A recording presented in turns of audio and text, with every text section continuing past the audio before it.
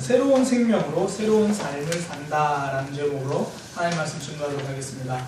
성도는 새로운 생명으로 새로운 삶을 삽니다. 오늘 본문은요, 해석하기 참 힘든 본문 중에 하나입니다.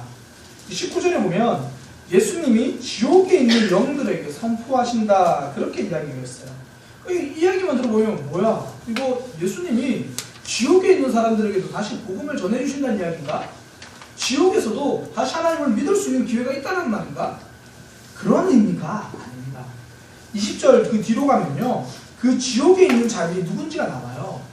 전에 노아의 방주 때에 그 홍수가 나가지고 그때 죽을 그때에 회개하지 않았던 이들이다, 그렇게 말합니다. 그래서 신학자 어거스틴이 이걸 잘 설명해 주는데요, 이렇게 설명해 줍니다. 예수님의 영이 노아 때에 노아를 통해 가지고 하나님의 의, 회개를 그렇게 선포했다, 보여주었다, 그렇게 설명해 주는 거예요. 그때 그들이 듣지 않은 겁니다. 회개하지 않은 거죠. 예수님은 그들에게도 노아를 통해서 회개를 선포하셨다, 그 말입니다. 그들에게도 살 길을 열어주셨다는 말이죠. 결론적으로는 노아와 그 식구들만 하나님의 뜻을 따랐고 그들만 생명을 얻게 됐습니다. 베드로가 이 말을 하는 이유가 있어요. 지금 성도들이 처한 현실이 노아의 방주 때처럼 그렇게 많은 사람들이 하나님을 믿지 않고 영적인 죽음 가운데 있는 그런 현실이라는 겁니다. 그때에 너희는 생명을 받은 사람이다, 그렇게 이야기를 하는 거예요. 이 포커스가 중요합니다. 여기에서 저 사람들이 얼마나 믿지 않았느냐, 이 땅이 얼마나 죽음 가운데 있느냐, 이게 포커스가 아닙니다. 베드로가 말하고 싶은 것은 성도들의 모습입니다. 부모님들도 그렇게 이야기하잖아요. 공부 안 하는 자녀들한테, 야, 세상 사람들이 얼마나 열심히 사는 줄 아냐? 이건 세상 사람들 이야기하는 게 아니라 너 공부 좀 열심히 해라, 그런 이야기죠. 성도들에게 저들의 영적 죽음 상태를 이야기하고 있지만 너희는 구원받은 사람이다, 너희는 생명 가진 사람이다, 그 이야기를 하는 거예요. 성도들이 가지고 있는 예수님의 생명, 예수님이 죽으심으로, 죽으시고 부활하심으로 주신 그 생명에 대해서 이야기를 하는 겁니다. 이 생명을 마음에 품고 살라는 말이죠. 품고 있는 말에 따라 삶이 달라집니다. 어떤 작가가요, 인도로 여행을 갔습니다. 북인도 바라나시에 있는 곳으로 이제 갔는데요, 그곳에서 한 여인숙을 정해가지고 한 일주일간 머물렀습니다. 첫날에 짐을 풀고 이제 인도 여기저기를 여행하고 바라나시 여기저기 이제 여행하고 숙소로 돌아왔어요. 방으로 가려고 하니까 여인숙 주인이 1층에서 묻는 거예요. 오늘은 뭘 배웠어? 그 질문을 보니까 당황해가지고 그냥 인도의 사람들이 참 많다는 걸 배웠습니다. 그러니까 그 주인이 옆에 아이가 있었나 봐요. 아이한테 오늘은 이 손님이 사람이 많다는 것을 배웠다는구나, 그렇게 이야기를 합니다. 그리고 그 다음날 아침에 일어나서 또 이제 다른 지역을 관광을 하고 저녁에 또 들어가요. 그랬더니 그 사람이 또 묻는 겁니다. 오늘은 뭘 배웠어? 좀 당황했어요. 또 왜 자꾸 묻지? 약간 퉁명스럽게. 인도에는 참 거지도 많다는 걸 배웠습니다, 그렇게 이야기를 했어요. 그랬더니 그 사람이 또 아이한테 이 손님이 오늘은 거지가 많다는 것을 배웠다는구나. 일주일 동안 사는데요, 들어올 때마다 묻는 게 오늘은 뭘 배웠어? 4일째 정도 되니까 화가 나가지고 오늘은 뭘 배웠어? 그러니까 대답도 안 하고 그냥 올라가 버린 거예요. 그러니까 뒤에서 들려오는 말이 이 손님이 오늘은 침묵하는 법을 배웠다는구나, 이제 그렇게 말을 하는 거예요. 그냥 막 이제 그렇게 그곳에 일주일 있다가 이제 인도 바라나시를 떠나서 다른 인도 지역으로 가게 됐어요. 그곳에서도 이제 며칠 머물면서 여행을 해야겠다 그러고 숙소를 잡아가지고 그 숙소에 자려고 밤에 누웠는데 마음속으로 목소리가 들리는 거예요. 오늘은 뭘 배웠어? 나는 오늘 뭘 배웠지? 그 질문이 가슴속에서 떠나지 않더라고요. 그래서 인도 여행하는 동안 그 질문이라는 단어, 배움이라는 단어, 그거 하나 붙들고 살게 되었다는 거죠. 나는 오늘 여행을 통해서 뭘 배웠는가? 우리 중에요, 질병이 있는 사람들은 건강이라는 단어를 가슴에 품고 삽니다. 그 위가 안 좋은 사람들은 위에 뭐가 좋다 그러면요, 그거 금방 들어요. 간이 안 안 좋은 사람들 간에 좋다는 이야기 있으면 금방 들어요. 내 가슴 속에 품고 있는 이야기가 내 삶을 결정합니다. 해결하고 싶은 문제가 있으면요, 그것만 붙들고 삽니다. 어려움 만나면 어려움 때문에도 삶이 힘들어지지만 어려움만 붙들고 사느라 다른 것을 놓치기 때문에 삶이 더 힘들어집니다. 그거 붙들고 있느라 소중한 사람을 놓칩니다. 그거 붙들고 있느라 다른 중요한 일들을 놓치기 시작합니다. 내 마음속에 품고 있는 한 단어가 내 삶을 결정해 버린다는 거죠. 내 삶이 그걸로 인해서 흘러가기 시작합니다. 그런 의미에서 오늘 본문은요, 저와 여러분, 우리에게 한 단어를 품게 만들어줍니다. 생명입니다. 예수님을 통해서 받게 될 새로운 생명입니다. 이것을 아까 그 질문 형태로 바꿔보면요, 생명을 품고 있는 우리는 날마다 이 질문을 받는 거예요. 오늘은 어떤 새로운 삶을 사셨습니까? 새로운 생명은 새로운 삶을 의미하기 때문입니다. 그 중증외상센터 이국종 교수, 제가 가끔씩 인용을 하는데요, 이국종 교수가 있는 그곳에 한 번은 조직폭력배 환자가 이제 실려가지고 본 거예요.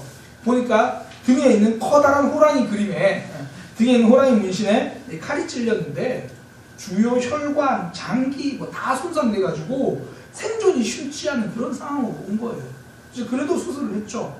여러 의사들이 달라붙어가지고 혈관을 하나하나 이어붙이고 손상된 장기들 중에 살릴 수 있는 것들은 또 이렇게 하고, 그러면서 엄청난 양의 피를 수혈했습니다.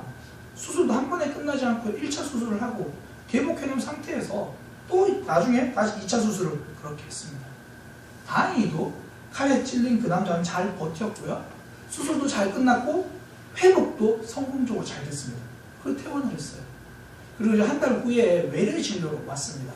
근데 올 때 혼자 오지 않고 그 남자가 병원에 있을 때 계속 그 남자 곁을 지켜줬던 한 여인이랑 같이 온 거예요. 뭐 서로 교제하는 사이였거나 그랬던 것 같아요. 그 여인이랑 같이 들어왔는데 이국종 교수가 뭐 이제 외래 진료를 보면서 뭐 검사했던 것 쭉 보니까 잘 회복되고 있는 겁니다. 그래서 이렇게 말했어요. 잘 회복되고 있습니다. 이제 몸이 허락한다면 가벼운 일은 이렇게 하셔도 됩니다. 그러면서 이어서 조심스럽게 물었다는 거예요. 이제 어떤 일을 하실 생각입니까? 이국종 교수의 질문을 받은 남자가요, 고개를 푹 숙이면서 자신 없는 소리로 말하는 거예요. 사실 제가 전에 하던 일은 좀 그런 일이었습니다. 그러더니 한참 있다가 입을 떼고 하는 말이 고향에 내려가려고요. 그리고 옆에 있는 여인의 손을 잡으면서 이 친구와 함께요. 농사라도 작게 시작해 보려고 합니다. 이제는 다르게 살아볼 생각입니다. 그리고 두 사람이 손을 잡고 외래진료실에 나가더라는 거예요. 이 사건의 이야기를 보고 이국종 교수가 이렇게 기록했습니다. 중증외상 환자의 수술은 불가피하게 다른 사람들의 피를 많이 넣어야만 한다. 그래서 그 피는 뭐 이틀, 3일 지나면, 또 길어봐야 한 달 지나면 그 환자의 새로운 자기 피로 다 바뀌긴 하겠지만, 이상하게도 타인의 피를 많이 받은 사람들은 그 이후에 삶이 많이 달라지더라. 아무래도 다른 사람에게 수혈을 해주는 그 착한 마음씨가 그 피에 담겨 있었던 것은 아닐까. 그러면서 하는 말이, 치명적이지 않은 작은 상처를 가지고 와서 수술하고 회복된 사람들은 의기양양하게 간대요. 그런데 죽음의 고비를 넘긴 환자들은 삶의 변화를 보인다는 거예요. 사선을 넘어선 사람들은 변할 수 있는 모습을 보여준다는 거죠. 그게 다른 사람의 피 때문인지 아니면 죽었다가 살아난 그것 때문인지, 새 생명이 있는 사람은 새로운 삶을 살더라는 겁니다. 새 생명은 새로운 삶을 보여줍니다. 저는 이 이국종 교수의 기록이요, 신앙적으로도 참 의미가 있는 이야기라고 생각을 합니다. 성도는 예수님이 십자가에 흘리신 그 피로 용서받은 사람입니다. 우리 속에는 예수님의 피가 흐르고 있는 사람입니다. 그래서 죄와 허물로 죽었던 우리가 예수님으로 인해서 새로운 생명을 가지게 된 겁니다. 예수님이 내 삶의 주인이라고 고백하십니까?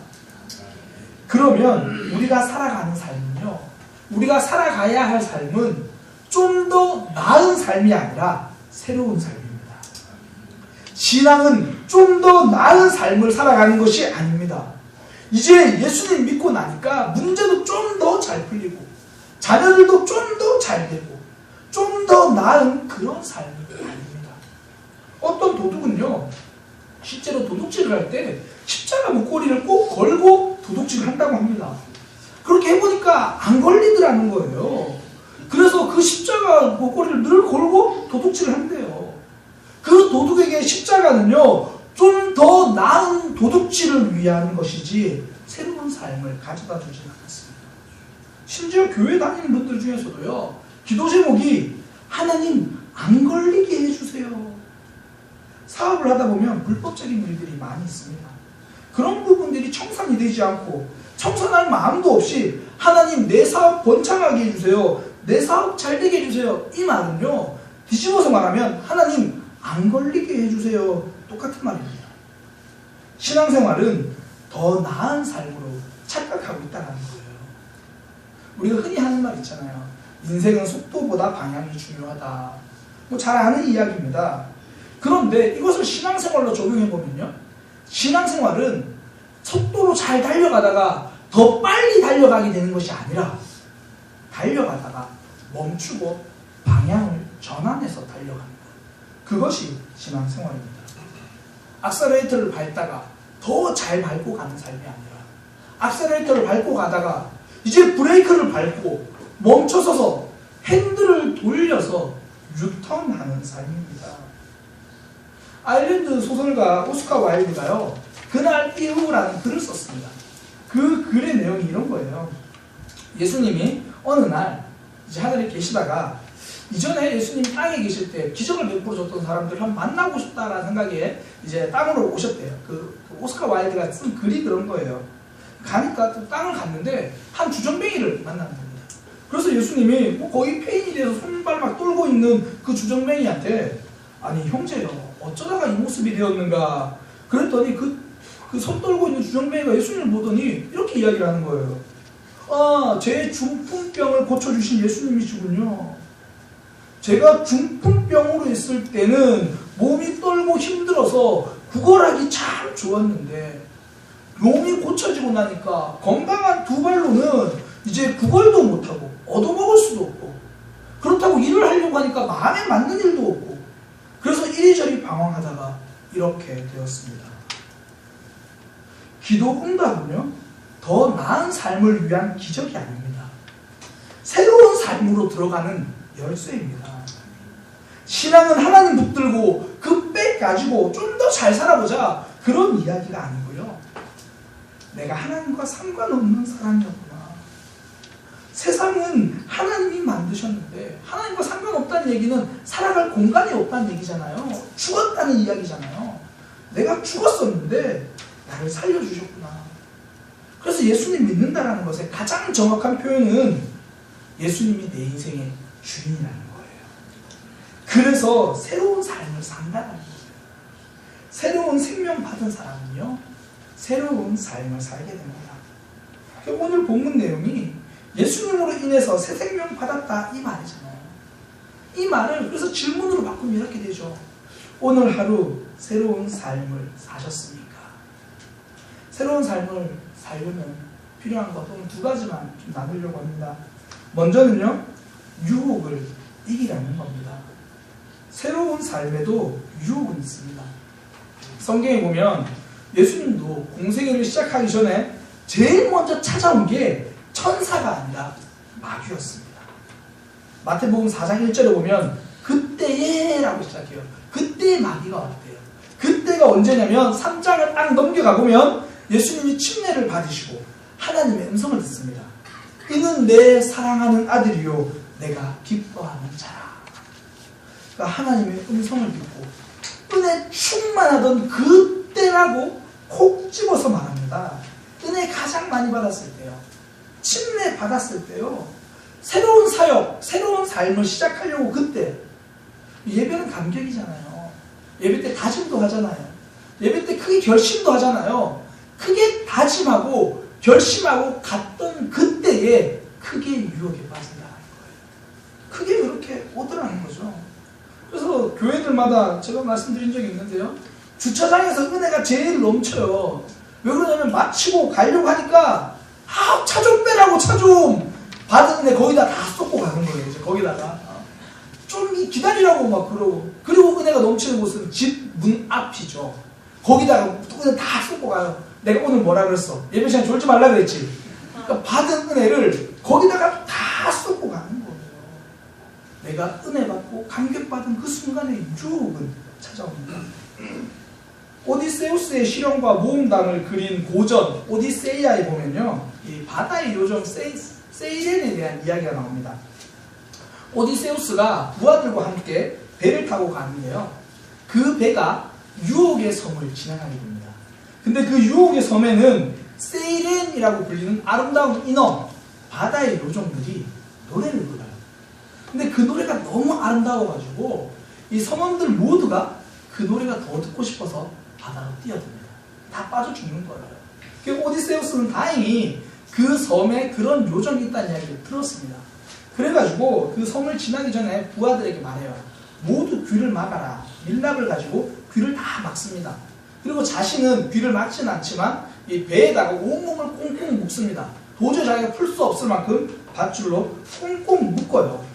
그래서 그 섬을 통과할 때 세이렌들이 아무리 노래를 불러도 뭐 부하들은 듣지 못하고, 오디세우스는 뭐 온몸이 묶여 있으니까 어쩌지 못하고, 그래서 그 섬을 무사히 통과합니다. 그 위급함을 알리는 사이렌이라는 말 있잖아요. 사이렌. 그게 이 세이렌에서 나온 거예요. 다시 말해서 세이렌, 유혹은요, 사이렌, 경고입니다.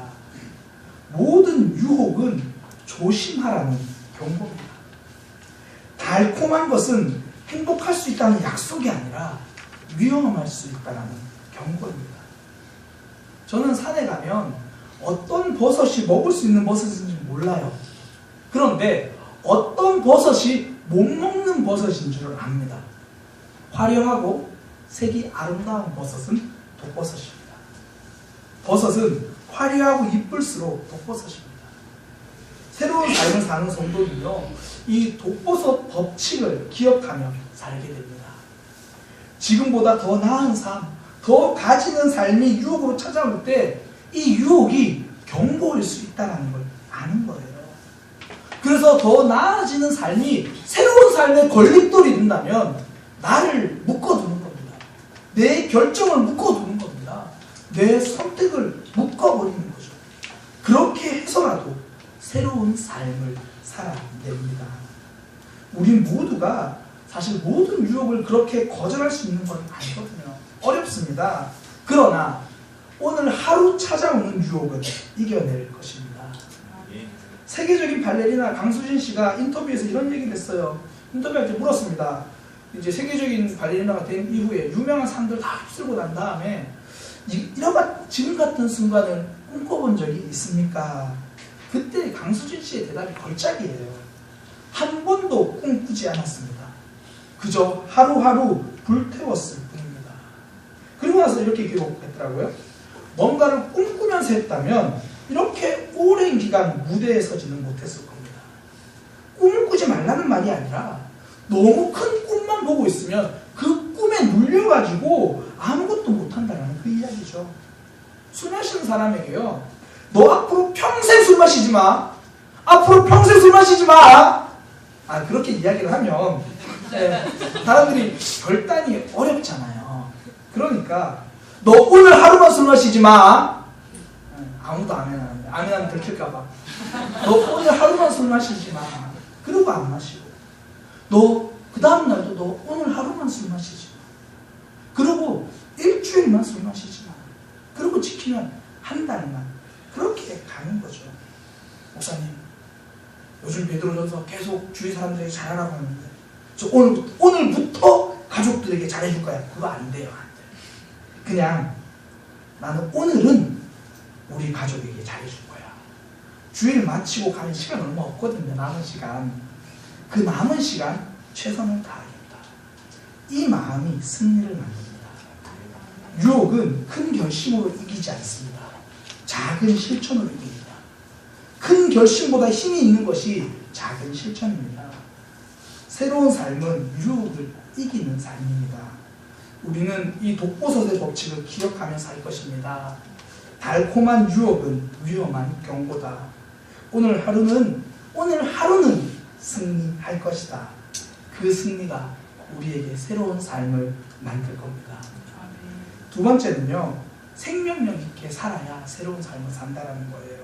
새로운 삶은 생명력에서 나옵니다. 생명력. 갈라디아서 2장 20절을 보면 내가 그리스도와 함께 십자가에 못 박혔으니 그런즉 이제는 내가 사는 것이 아니요 오직 내 안에 그리스도께서 사시는 것이라. 바울은 자기 자신 안에 있는 그리스도, 그 예수님의 생명력으로 살아간다고 고백합니다. 그러니까 생명력에서 새로운 삶이 나오는 거거든요. 새끼 낙타가 엄마 낙타에게 질문을 합니다. 엄마, 나는 왜 발톱이 3개나, 큰 발톱이 3개나 있어요? 엄마 낙타가 대답해 줍니다. 사막을 걸을 때 모래에 발이 빠지지 않기 위함이야. 엄마, 그러면 이 기다란 눈썹은 왜 이렇게 또 길어요?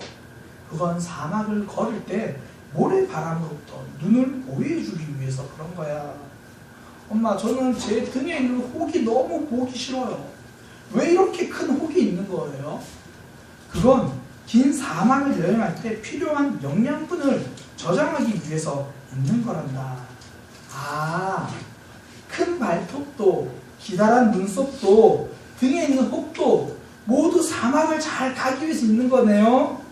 그런데 엄마, 왜 우리는 동물원에 있어요? 사막에 살기 위해 모든 것을 다 갖춘 낙타가 동물원에서 사는 것은 감옥 생활입니다. 생명력을 가진 성도가 생명력과 상관없는 삶을 사는 것은 감옥 생활입니다. 바울은 예수님을 만나고 나서 새로운 생명을 가졌습니다. 새로운 생명을 가졌으니까 목숨을 걸고 위험한 곳으로 가서도 복음을 전합니다. 돌에 맞으면서도 피 흘리면서도 복음 전하는 것을 포기하지 않습니다. 바울도 돌에 맞으면 아픕니다. 바울도 날아오는 돌 때문에 피를 흘립니다. 죽음의 위험 앞에서 피해갔으면 좋겠다라는 마음도 들고 두렵기도 합니다. 그러나 바울은 피하지 않았습니다. 내 속에 있는 생명력을 알고 있기 때문입니다. 생명력이 있는 삶은요, 안락함을 거절할 수 있는 용기를 가진 삶입니다. 삼시세 때 밥이 잘 나오는 동물원을 거절할 수 있는 용기가 생명력 있게 사는 삶입니다. 새로운 삶은 안락함을 거절하는 삶입니다. 삭개오는 예수님을 만나고 새로운 생명을 가졌습니다. 그리고 그동안 자신이 거짓말과 탐욕으로 모아두었던 재물들을 다 돌려주었습니다. 최대한 보상해서 돌려주었고요. 그리고 남은 재물은 모두 가난한 사람들에게 주었습니다. 그동안은 자랑스러워 보였던 재물인데 이제는 부끄러워 보이는 재물입니다. 세리장이잖아요. 세무서장까지 되는 과정에서 얼마나 많이 착취하고, 그러니까 자신만의 착취 노하우가 있던 사람이에요. 자신만의 성공 노하우입니다. 그런데 새로운 생명이 들어오니까 성공 노하우인 줄 알았는데 부끄러운 잘못임을 알게 되었습니다. 그래서 재물을 나눠줍니다. 그때부터 자유로워집니다. 더 이상 돈에 매이지 않습니다. 삭개오는 그동안 자신이 돈을 쥐고 사는 줄 알았습니다. 그런데 생명력이 들어오니까 내가 돈의 쥐어 살고 있었다는 것을 발견합니다. 생명력으로 살아가면 다른 것에 매이지 않습니다. 많은 사람들이요, 안락지대와 안전지대를 오해합니다. 생명력 없는 안락은요, 내 인생을 책임져 주지 못합니다. 오히려 하나님이 기뻐하시는 삶을 살 때 비로소 인생은 안전해집니다. 내 인생이 안전지대로 들어가는 거예요. 그러니까 생명력 있는 삶은 안락지대를 박차고 나와서 안전지대 하나님의 품으로 풍덩 들어가는 거. 이게 생명력 있게 사는 거예요. 우리 중에요, 하나님이 싫어하시는 일만 골라서 하겠다 이렇게 결심하고 다짐하고 결정한 사람은 없어요. 단지 하나님이 싫어하시는 행동을 떠나려고 하니까 그 떠남과 함께 내 안락함도 포기해야 하니까 그래서 힘든 거예요. 순종이 어려운 이유는요, 안락지대를 떠나는 것이기 때문입니다. 동물원 울타리를 벗어나는 일이기 때문입니다. 기독교 CEO 한 분과 대화를 했는데요. 그분이 그런 얘기를 하시더라고요. 그분 말씀이 회사의 순이익의 40%가 세금으로 나간대요. 그런데 그 세금을 한 번도 깎아보거나 그 세금을 줄이기 위해서 노력해본 적이 없다는 겁니다. 그 세금을 가감없이 다 냈대요.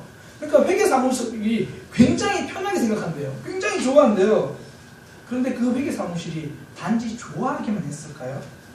저는 신앙의 영향력도 흘러갔다라고 생각합니다. 안락지대를 거절한 그 생명력도 드러났다고 생각합니다. 물질만 그런 게 아닙니다. 관계에서도 안락지대가 있습니다. 마음 편한 사람하고 있고 싶거든요. 불편함은 감수하기 싫거든요. 그런데 내 삶에 생명력이 있는 사람은요, 눈물을 흘리면서도 그 불편한 자리로 가요. 그리고 사랑을 만들어냅니다. 생명력 안에는 사랑도 있기 때문입니다. 예수님은 목수라는 안락지대를 떠나서 십자가라는 피 흘림의 자리로 가셨습니다. 그리고 저와 여러분에게 생명을 주셨습니다. 성도는 그 생명력을 가진 사람입니다. 생명력을 가졌으니 안락함을 거절합니다. 하나님이 기뻐하는 삶을 사는 겁니다. 이제 우리도 이 생명력을 바라보면서 안락함을 거절하는 삶을 살게 될 것입니다. 제가 어제 한 영상을 봤는데요. 3월 14일 날 MBC, 그러니까 지난 목요일에 방영된 킬빌이라고 하는 힙합 대결 프로그램이에요. 거기서 양동근이라고 이제 나와서 옛날에 영화 배우기도 하고 뭐 노래 가수인데 나와서 힙합으로 노래를 부르는 영상을 보는데요. 저 눈물이 나더라고요. 공중파 방송 MBC에서 부른 양동근의 노래 가사는 이렇습니다.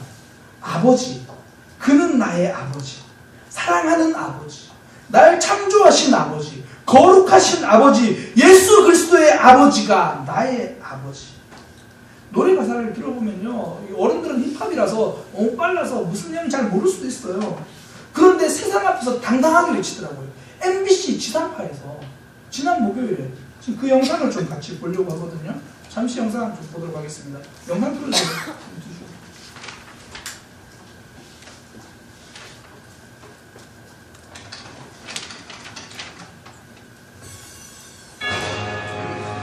Big shout out to Don Rock, the Peter Pan, DJ Hollywood in the house.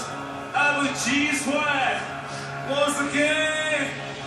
아버지 그는 나의 아버지, 사랑하는 아버지, 날 창조하신 아버지, 거룩하신 아버지, 예수 그리스도의 아버지가 나의 아버지, 하늘 아버지, 나를 사랑하신 아버지. Let me praise my God, let me praise my God, let me praise my God. 예수 그리스도의 아버지가 나의 아버지. 난 고두박질 치던 내 인생의 끝을 봤어. 30년이란 시간 동안 모르고 살았어. 절망이란 절벽 끝에 서서 깨달았던 누구냐마도 내 인생 참된 고자란 난 사악하고 독했지, 야리하고도 못했지, 모든 얘기 산대지, 그리고 마음에 쏙했지. 음란과 시기질 두 거짓말 같은 일을 눈 감고도 했지. 그러던 나에게로 갑자기 찾아온 예수 그리스도의 비밀치. 십자가 앞에서 비로소 내 모든 죄들을 깨닫고 회개한 거야. 하늘의 아버지 사랑이 지난 내 과거를 말끔히 씻으신 거야. 이제는 나무 내 인생 아버지께로 맞으며 살아갈래. 탄탄대로가 아니라 해도 두려움 따위는 없지 내매.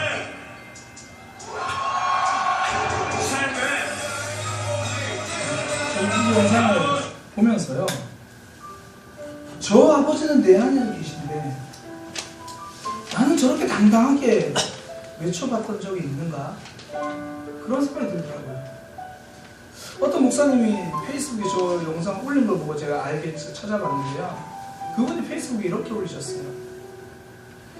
동근 형제라고 표현하면서 동근 형제의 저 외침은 가이사랴 빌립보에서 주는 그리스도의 살아계신 하나님의 아들이라고 외쳤던 베드로의 외침이 아닌가. 가이사랴 빌립보는요, 우상 숭배가 많이 나는 곳입니다. 모두가 하나님과 상관없이 살아가던 곳입니다. 그때 외치는 거예요. 예수 그리스도의 아버지가 나의 아버지. 저는 우리가 새로운 삶으로 이 아버지를 외쳤으면 좋겠습니다. 내 안에 생명이 있습니다. 탄탄대로가 아니어도 좋다. 그러나 두려움 없이 가겠다. 성도는 새로운 생명력으로 새로운 삶을 삽니다. 우리 속에 있는 하나님을 삶으로 외칠 수 있기를 소망합니다. 새로운 삶은 오늘 하루를 유혹에서 승리하는 삶이고요. 생명력을 가지고 안락함을 거절하는 삶입니다. 세상 가운데 새로운 삶으로 당당히 하나님을 외치는 믿음의 삶이 되기를 소망합니다. 우리 시간 함께 찬양합니다. 십자가 그 사랑 멀리 떠나서 무더운